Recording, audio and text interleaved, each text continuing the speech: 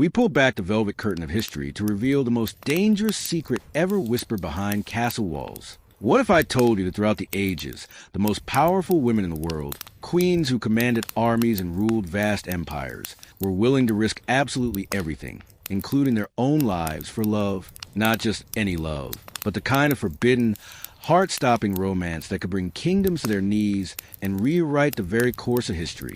Imagine this, seated on a throne of solid gold, a crown on your head worth more than a small country. You have everything anyone could ever dream of, yet every night you lie awake, your heart aching for the one person you can never, the man whose sworn duty is to protect you, but who has, without a word, captured your soul. This isn't a fairy tale, raw history, and it happened far more often than you can imagine. But here's the twist that will truly unravel everything you thought you knew. Some of these secret love stories were so powerful, so world-altering, that they literally changed the fate of entire nations. We journey deep into the most scandalous, the most heartbreaking, and the most captivating forbidden romances between queens and their guards, the stories that history desperately tried to erase. Before we unlock these royal secrets together, I want to invite you into our community of history lovers. If you're already feeling that spark of curiosity, and I know you are, go ahead and join us by hitting that subscribe button. If you're ready for some seriously electrifying historical drama, show this video some love with a thumbs up. And I genuinely love to know where you're tuning in from tonight. Are you settled in for the evening? Maybe watching the city lights from your window? And tell me what little moment this story has found you in. Keep the lights low, and let's step into a world where love was the most dangerous game of all. When we picture medieval queens, our minds conjure images of untouchable figures, distant, cold, and relentlessly political. But the history books conveniently left out the most crucial detail. These were real women, with real hearts that beat, desired, and ached with loneliness. Imagine being married off at 14 to a king you've never laid eyes on, a man chosen not for love, but for a strategic political alliance. Your husband might be decades older, cruel, or simply a ghost in your own palace. You're drowning in luxury, yes, but it's a gilded cage, an invisible prison of protocol and crushing expectations. And then there he is, the man sworn to lay down his life for yours. He stands guard outside your chamber door. He walks 3 paces behind you through echoing marble halls. He's a silent witness to your most vulnerable moments, when fear grips you, when illness weakens you, when the sheer weight of the crown feels too heavy to bear. Unlike every other person in your court who bows and scrapes, wanting something from you, power, influence, wealth, he asked for nothing. A steady, reliable, and often devastatingly handsome presence in a world of shifting allegiances. This wasn't just a European phenomenon. In the opulent heart of the Ottoman Empire, the Valide Sultan often wielded power second only to the Sultan himself. And these formidable women were just as susceptible to the pull of a forbidden love. Kozum Sultan, one of the most powerful women in Ottoman history, was rumored to have been entangled in a passionate, perilous affair with a captain of her personal guard. When whispers of their bond reached the Sultan's ears, both of their lives hung by the thinnest of threads. Even more fascinating is a story from the Mughal Empire in India. Empress Nur Jahan, who was a de facto ruler of the empire while her husband wrestled with his opium addiction, forged an intensely close bond with her Persian bodyguard.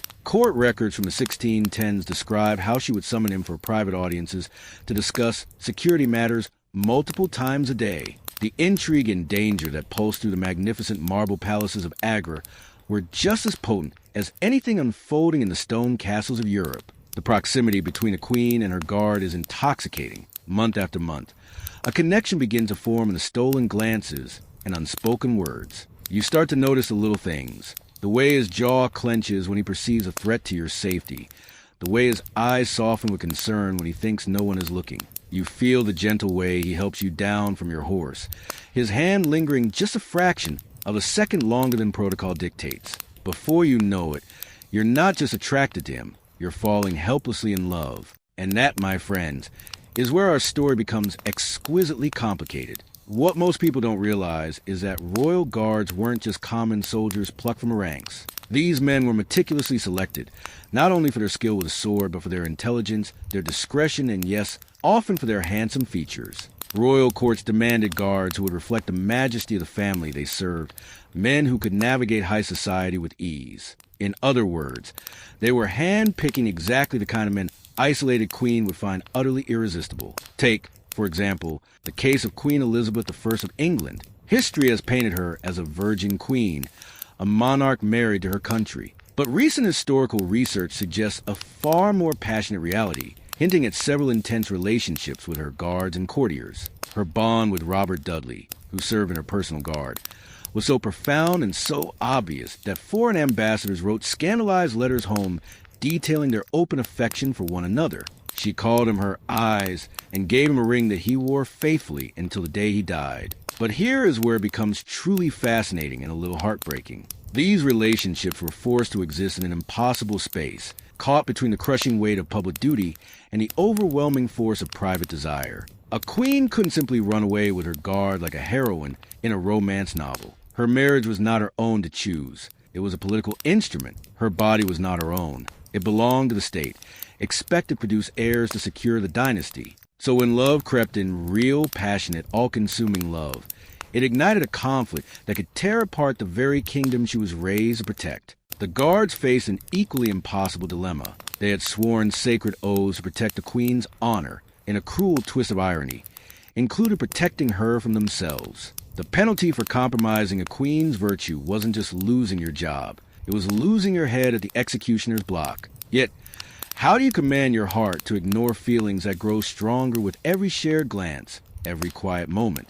How do you maintain a professional distance from the one person in the world who trusts you enough to let her guard down? What's absolutely incredible is just how many of these relationships actually blossom throughout history. We're not talking about one or two isolated incidents. From the sands of ancient Egypt to the frost-covered castles of medieval Europe, from the opulent harems of the Ottoman Empire to the glittering Mughal courts of India, documented cases of queens who fell in love with their protectors. Oh, the stories are enough to make you believe in the unshakable power of love and break your heart all at once. Some of these romances remained eternal secrets, their passion confined to coded letters and stolen glances in crowded ballrooms. Others erupted into full-blown scandals that shook entire kingdoms to their foundations. A few brave queens actually chose love over the crown, giving up everything they had ever known for a chance at a life of authentic happiness. Some of these stories ended in tragedy so profound that they still bring tears to the eyes of historians who read the old court records.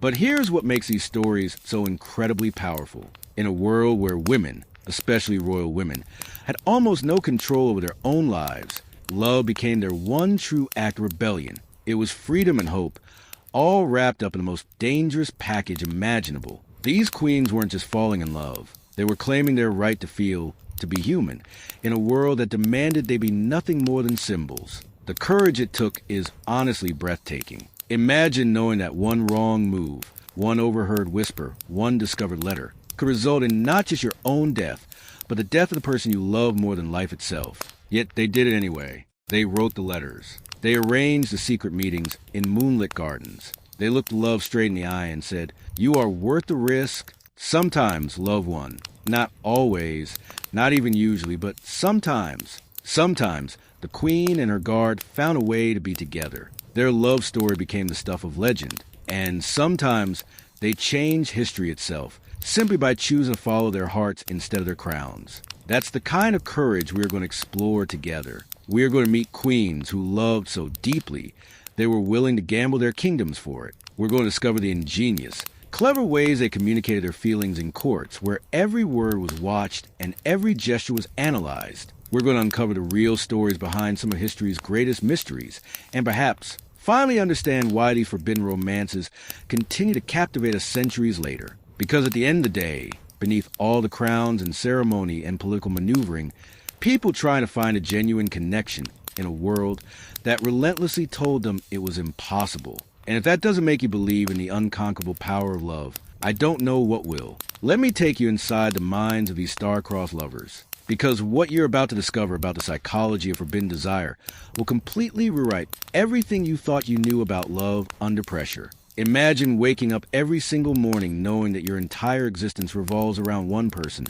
but you can never. You're a royal guard, and your job is literally to die for this woman, if necessary. You spend more time with her than her own husband does. You know her schedule better than she does. You can read her moods from across a crowded room. You've seen her cry. You've seen her laugh. You've probably seen her in her nightgown when an emergency required your immediate presence. You must remain completely emotionless, completely professional, a ghost in her life. But here's where the human brain plays the cruelest trick imaginable. Modern neuroscience has discovered something fascinating about proximity and protection. When someone consistently provides safety and care, our brains literally rewire themselves to crave that person's presence. This powerful psychological phenomenon, a mix of attachment and bonding, forges one of the strongest connections possible between two people. Dr. Helen Fisher, expert on the brain chemistry of love, has conducted studies showing that when someone feels both physically safe and emotionally understood by the same person,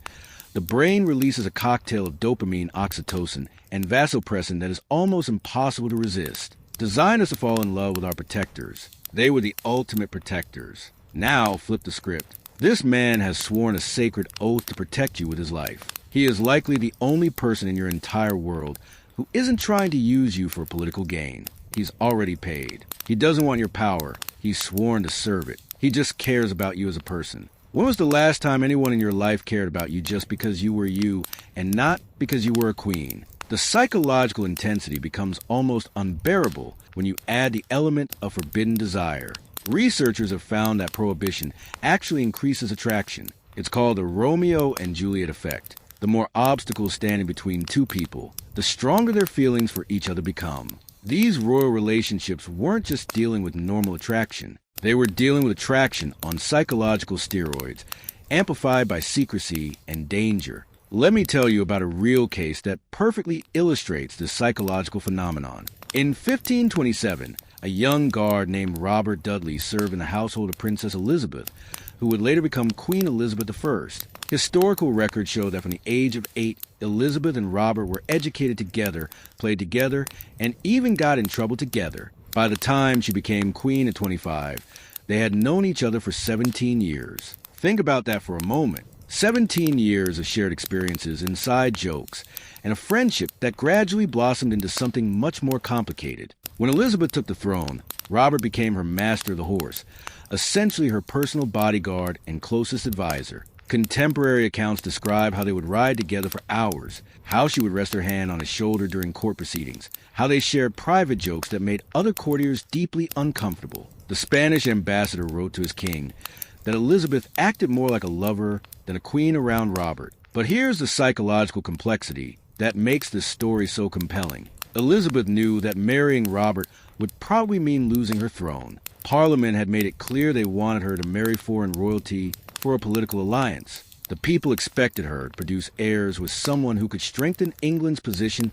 in Europe. The internal conflict was so intense that foreign ambassadors reported she would sometimes seem distracted and melancholy for days after spending time with Robert. She once confided to her closest friend that she felt like she was living two lives, one as a queen who belonged to England and one as a woman who belonged to herself. This psychological pressure was crushing. This pattern wasn't unique in the Ottoman Empire. We see the same psychological dynamics playing out in an even more intense setting. The imperial harem wasn't just a collection of the sultan's wives. It was a complex political system where the sultan's mother, the Valide Sultan, often wielded enormous power. And these women faced the same impossible psychological pressures. Kozum Sultan, who ruled the Ottoman Empire as regent for 20 years, developed what court records describe as an unhealthy attachment to her personal guard captain, Mustafa Aga. Palace chroniclers noted that she would summon him for urgent consultations at all hours of the day and night. When questioned by suspicious palace officials, she would claim she was discussing security threats to her son. The psychological complexity becomes even more fascinating when you consider the cultural context. In Ottoman society, even looking directly at a woman of royal blood was punishable by death for most men. They were expected to watch, to observe, to notice everything about their charge's behavior and surroundings. This created a unique psychological dynamic where intense observation became part of the job, but also became a foundation for an emotional connection. Chinese court records from the Ming Dynasty tell similar stories. Empress Xiaoran,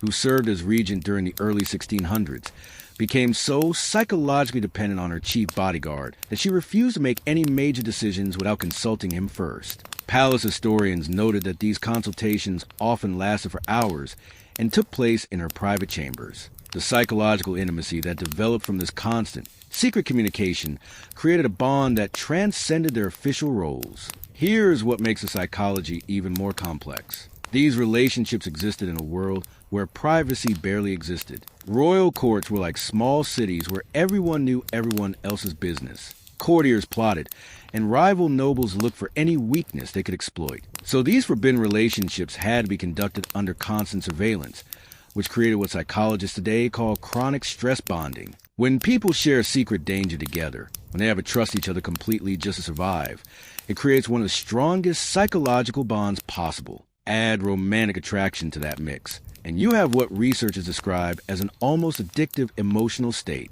The constant adrenaline, the shared secrets, the us against the world mentality. It's like emotional cocaine. Think about the mental energy required to maintain this level of deception. You're trying to hide the most important relationship in your life from hundreds of people who see you every day. Every glance has to be calculated. Every word has to be measured. Every gesture has to appear innocent. Modern psychology tells us this kind of sustained cognitive dissonance can actually change brain chemistry, making people more impulsive, more emotionally volatile, and paradoxically, more attached to the source of the stress. Somehow, they found ways to communicate that would make modern spies jealous. They developed codes that historians are still trying to decipher centuries later. Queen Anne of Austria, who ruled France in the 1640s, created an entire language of fans with her guard captain. Different ways of holding the fan meant different things. Closed and resting against her cheek meant. Open and fluttering meant. Can you imagine the psychological intensity of having entire conversations across a crowded ballroom, using nothing but fan movements? The concentration required, the fear of being discovered, the thrill of secret communication. It's no wonder these relationships became so psychologically addictive. The isolation was perhaps the cruelest psychological aspect. Who could they talk to about their feelings? Who could they trust with their secrets? Most of these queens had no one, absolutely no one, they could confide in.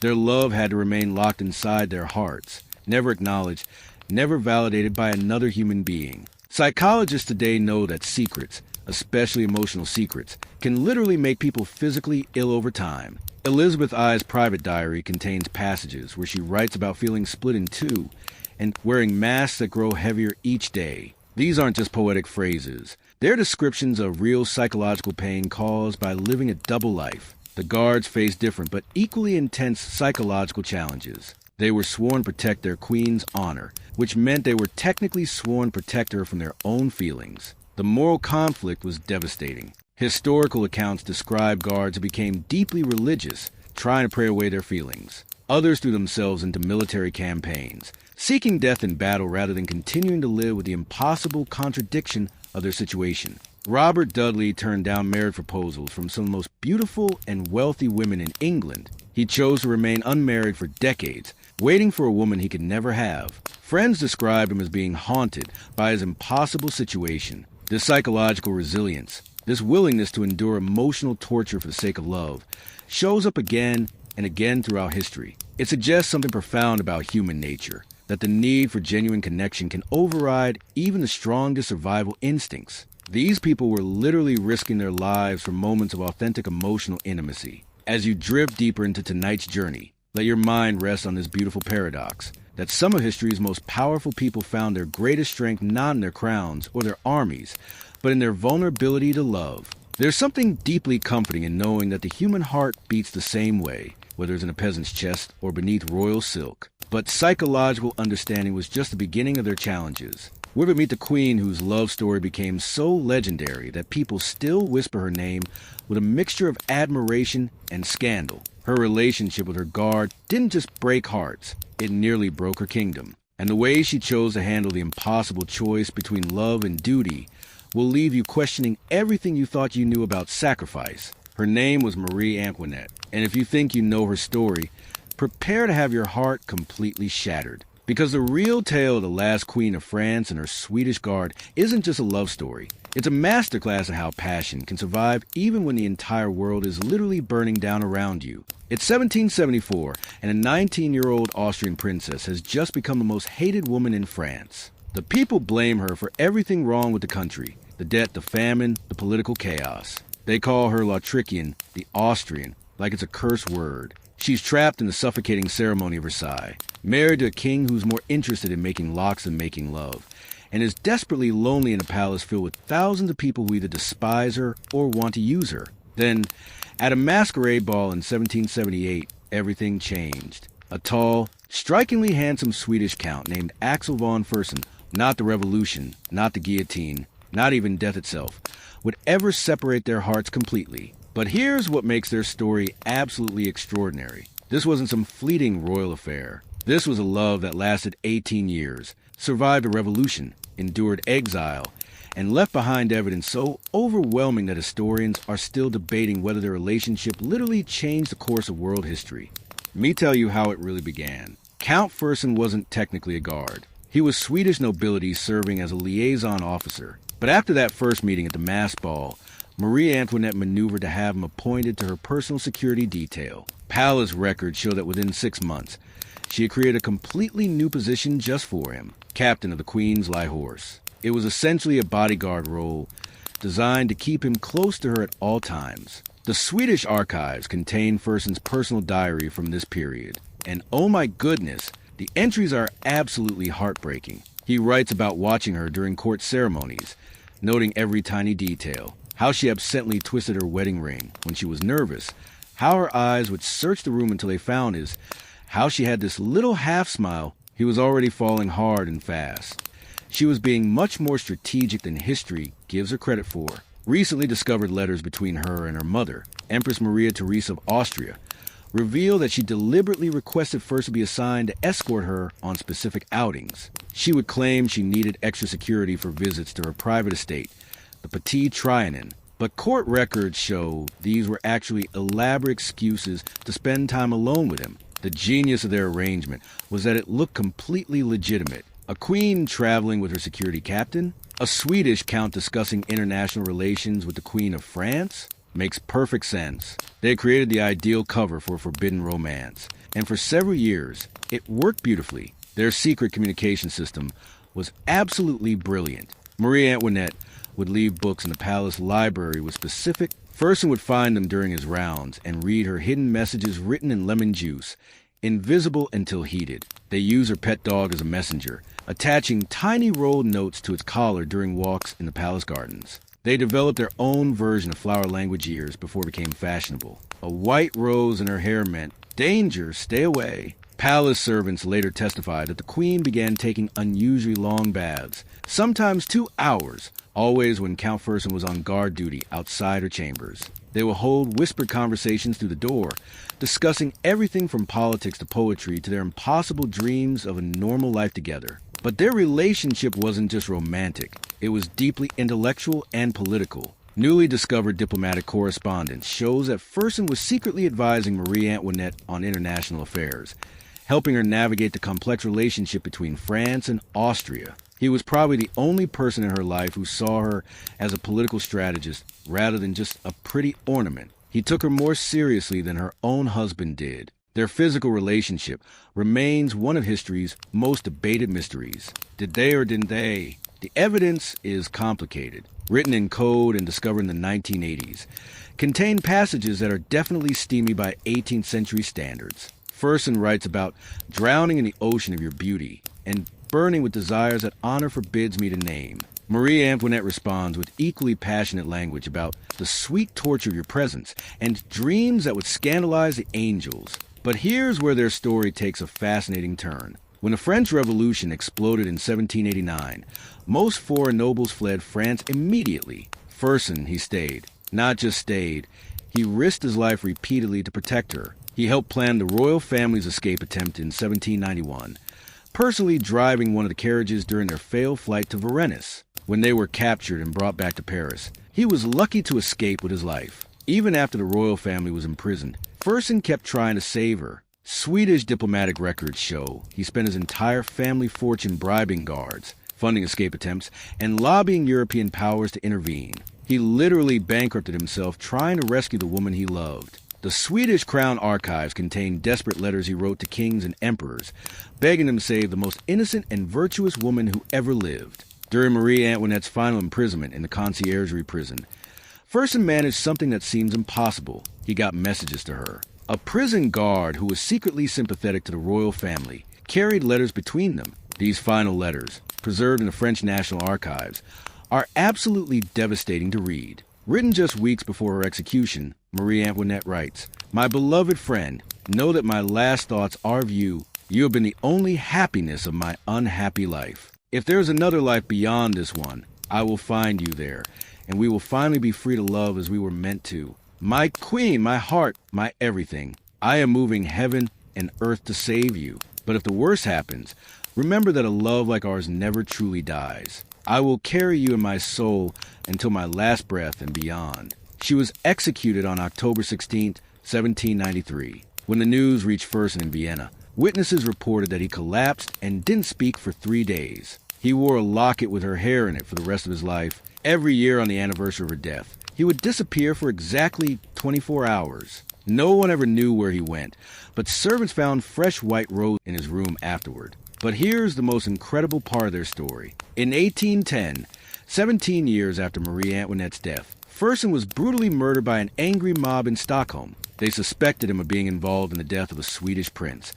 But modern historians believe the real reason was simpler. People still remembered his devotion to the French queen, and revolutionary fervor was spreading across Europe. As he was being attacked, witnesses reported that his last words were, he died clutching that locket with her hair. And when they pried it from his fingers, they found inside it not just her hair, but a tiny piece of paper with a single line in her handwriting. Love survives everything. The tragic beauty of their story lies in its absolute authenticity. This wasn't a relationship built on physical proximity alone. It was built on a genuine intellectual and emotional connection. They shared books, debated philosophy, and discussed their dreams for France. When she was learning to play the harp, he would sit for hours listening to her practice. When he was homesick for Sweden, she would ask him to teach her Swedish songs. Court observers noted that they seemed to bring out the best in each other. Around Fersen, Marie Antoinette was more thoughtful, more engaged with serious matters, more willing to show vulnerability. They made each other better people, which is perhaps the truest test of love. Their relationship also reveals something beautiful about the nature of forbidden love, how it can create its own world, its own rules, its own meaning, while everyone else saw Marie Antoinette as either a symbol to worship or a target to destroy. Fersen saw her as simply Marie, a woman who loved music and dogs and long walks in gardens, who was homesick for Austria and scared of crowds, and who was desperately trying to be a good mother in impossible circumstances. What makes their story even more poignant is that it challenges our assumptions about Marie Antoinette herself. The woman who supposedly said, which she never actually said by the way, was actually someone capable of deep, lasting love. Someone who valued loyalty and intellectual connection. When faced with a choice between saving herself and protecting the people she loved, chose love every single time. As you let this tragic romance settle into your thoughts tonight, consider this beautiful truth, that even in history's darkest moments, even when kingdoms fall and heads roll, the human capacity for love remains unbroken. Marie Antoinette and Fersen prove that some bonds transcend politics, survival, and even death itself. Heartbreaking as it is, was just one thread in a much larger tapestry of royal romance. Because while they were writing their love letters in lemon juice, other queens across Europe and beyond were developing their own ingenious methods of secret communication. The creativity and desperation that drove these forbidden relationships led to some of the most elaborate, beautiful, and absolutely brilliant covert messaging systems in human history. What you're about to discover about the secret languages of royal love will make you see hidden meaning in everything from jewelry. These stories will show you just how dangerous it was to love beyond your station, and what happened when these secret affairs were finally discovered. The consequences were swift, brutal, and absolutely devastating. But even in the face of such dire outcomes, love, as we will see, often found a way not just to survive, reshaping the lovers and, some, the world itself. What if I told you that behind every piece of royal jewelry, every winding garden path, every seemingly innocent musical performance, there was a secret message of love waiting to be decoded? The ingenuity that forbidden royal couples used to communicate right under the noses of their enemies was so sophisticated that modern cryptographers still study their methods today. Welcome to the hidden world of castle whispers, where a dropped handkerchief could mean, meet me at midnight, and a particular arrangement of flowers to convey, I'm being watched. These weren't just romantic gestures. They were instruments of survival, and the creativity born from desperation produced some of the most beautiful secret languages in human history. Let's start with a story that will absolutely blow your mind.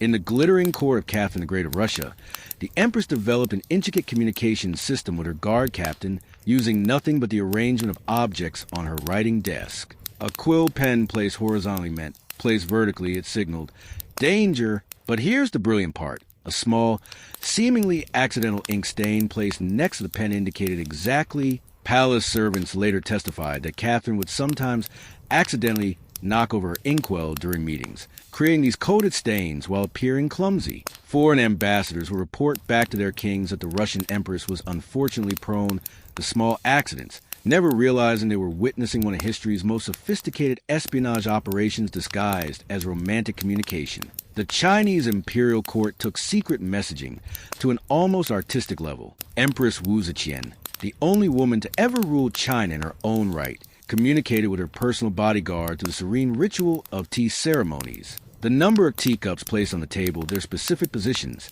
even the temperature of the tea, everything had a hidden meaning. 3 cups arranged in a triangle meant 4 cups in a square meant we're in danger. And if the tea was served unusually hot, that was a silent, urgent scream. Flee the palace immediately. But perhaps the most ingenious system of all belonged to Queen Isabella of Castile. Yes, the same Isabella who funded Christopher Columbus. What most people don't know is that she had a passionate, 20-year relationship with her Moorish guard captain, Yusuf al-Andalusi. The religious and cultural complications of a devout Christian queen loving a Muslim guard in the era of the Reconquista created impossible challenges, but their solution was pure genius. They communicated through embroidery. Isabella would spend hours working on intricate tapestries, and every single stitch had meaning. A particular pattern of roses meant intertwined vines signaled. But here's the incredible part.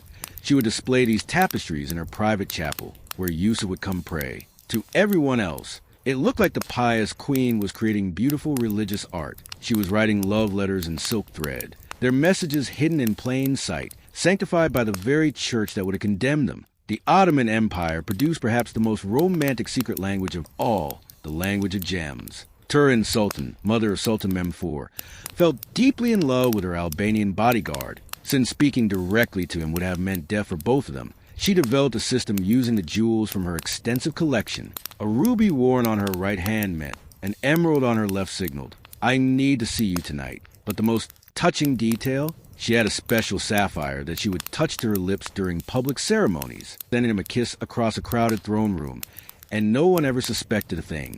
Recently translated, revealed that Ismail Pasha would respond by adjusting his sword belt in specific ways. Slightly loose meant, I love you too. And if he touched the pommel of his sword 3 times, that meant, beautiful woman in the world. The creativity born from this desperation led to some truly beautiful innovations. But all this creativity and romance was building towards something darker. Because no matter how clever their secret languages became, no matter how sophisticated their hidden communication systems, there was always someone watching, someone ready to expose their secrets. And when forbidden royal love was finally discovered, the consequences were swift, brutal, and absolutely devastating. What happened next will show you just how dangerous it was to love beyond your station. The morning of March 15th, 1583, started like any other at the Russian imperial court. Servants prepared breakfast, guards took their positions, and Empress Catherine of Braganza prepared for another day of diplomatic meetings.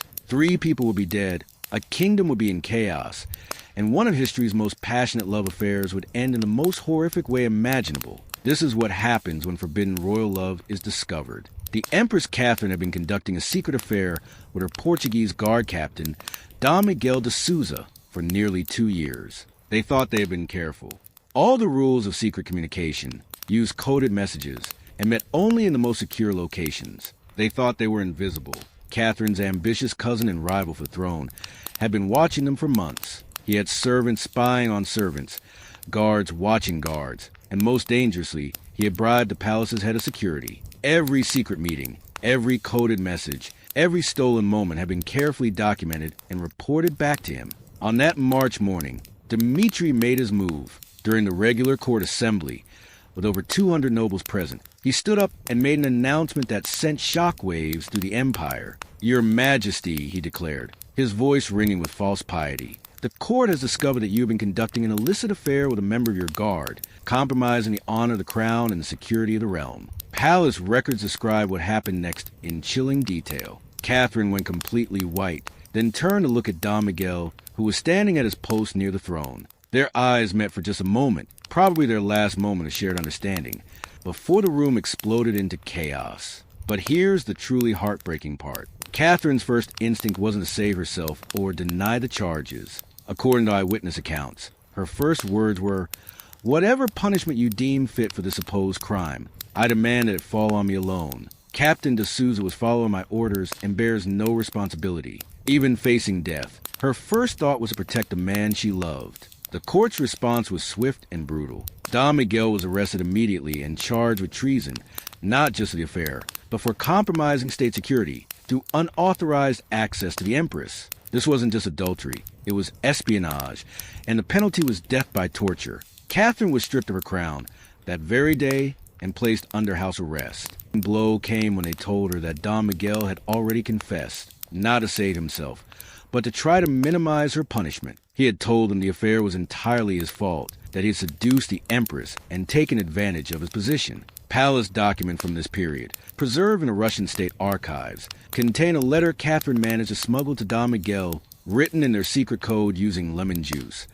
Contains perhaps the most heartbreaking words ever written by a woman facing death for love. "My beloved," she wrote, "they tell me you have confessed to crimes you did not commit to save my life. Please know that if they spare me and execute you, I will not consider it mercy, but the cruelest torture imaginable. We chose love knowing the price. Let us pay it together with dignity, knowing that what we share was more real than any crown or title." But Don Miguel never received the letter. He was executed 3 days later. The method was designed to be as public and humiliating as possible. As the rope was placed around his neck, Don Miguel's last words were not a plea for mercy or a declaration of innocence. "I would do it all again." When news of his death reached Catherine, locked in her tower prison, palace guard reported that she didn't cry or scream. She simply stopped eating. She had chosen to die of grief, slowly and deliberately, because a world without Don Miguel wasn't a world she wanted to live in. Catherine was executed by beheading 18 days after her love. Court observers noted that she walked to her execution with more dignity than most monarchs showed at their coronations. Her final words were, "I am coming home," but their story doesn't end with their deaths. Because something unexpected happened that Prince Dmitri hadn't planned for. The people loved them for it. News of their love affair and tragic executions, instead of being shocked by their immoral behavior, people were moved by their devotion. Songs began appearing in taverns celebrating their love. Poets wrote verses about choosing love over a crown. Prince Dimitri's reign was facing serious challenges. The nobility began questioning a ruler who would execute people for love. The common people started viewing him as cruel and heartless. Backfired spectacularly. Rulers thought that brutal punishments would serve as a deterrent, but they often had the opposite effect. People identified with the lovers, not the authorities. The willingness to die for love struck them as noble, but even in the face of such devastating consequences, love found ways to survive and flourish. Because some royal couples learned from these tragic examples and chose a different path. They made the ultimate choice, completely abandoning their crowns and positions for a chance at authentic happiness together. Imagine walking away from everything, the palace, the crown, all for a chance at authentic love with someone in the world. This is a story of queens who made the ultimate choice, proving that sometimes the greatest act of courage is simply choosing to be happy. The most breathtaking example of this ultimate sacrifice happened in 1654, when Queen Christina of Sweden shocked the entire world by abdicating her throne. What history books often gloss over is that her decision wasn't primarily about politics or religion.